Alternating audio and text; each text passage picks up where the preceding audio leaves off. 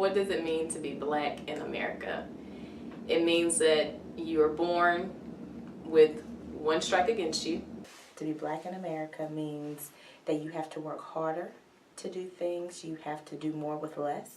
It's not closing your eyes to the racism, to the oppression that still exists, but I think it's looking at the hope of our ancestors and recognizing we've come so far and we have the tenacity within us to keep moving our race forward.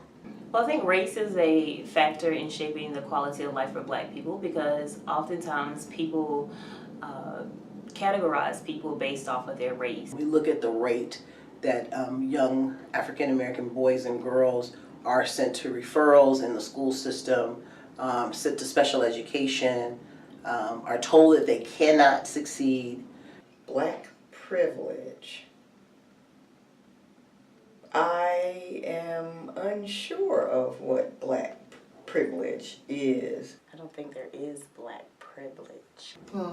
I think in some ways that's an oxymoron. If it's a privilege to be discriminated against, that's black privilege. If it's a privilege to be considered less than, I guess that's black privilege. It's a privilege to be considered, your role is to be the life of the party, then I guess that's black privilege. The majority is fearful that we are intelligent, we are talented, and that's why they put so many limitations on us.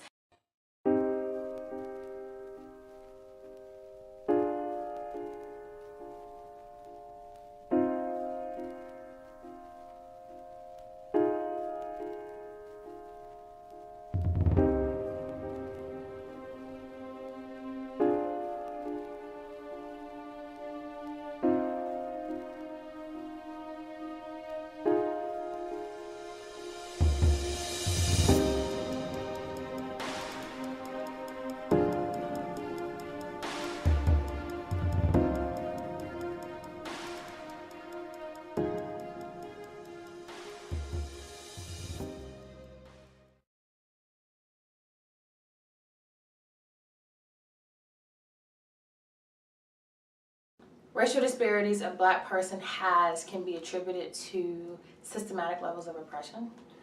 Negative experiences a black person has can be attributed to majority supremacy.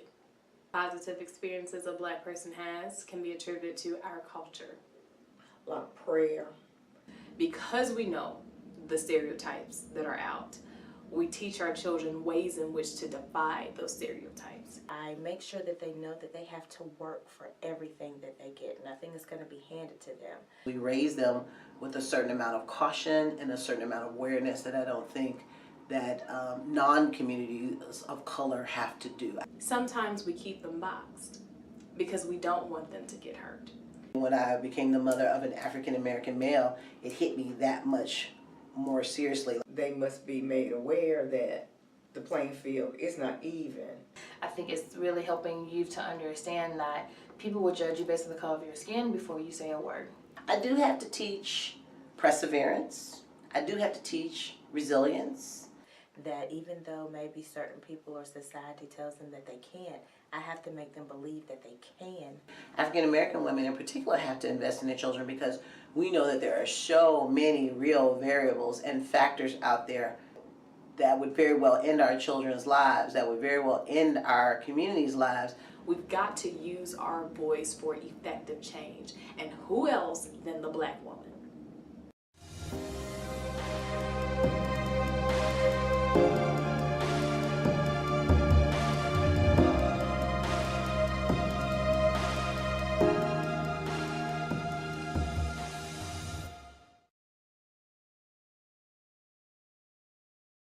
I think one is knowing the roots of who you are and where you come from, and that being both in terms of a kind of a historical perspective on the African diaspora, really, for us, North America.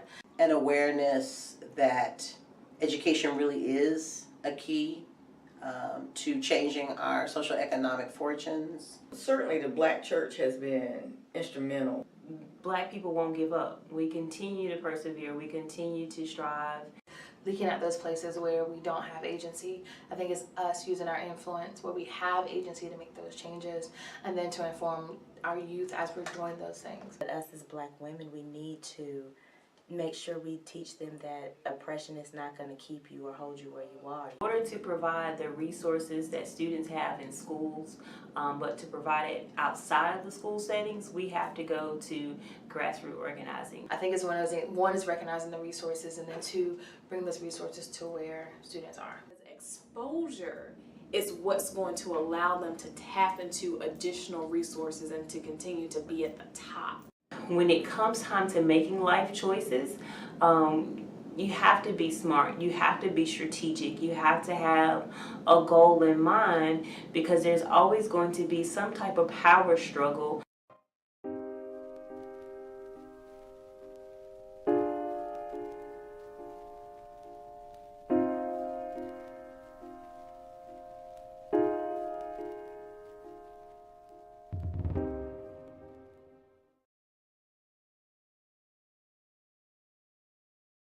When I have to describe the reality of what Black youth are facing today, it's a very somber picture. I used to tell my boys, be careful, be safe.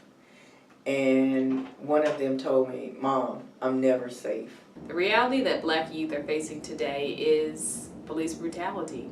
In order to achieve things, they're going to have to work extra hard to get there.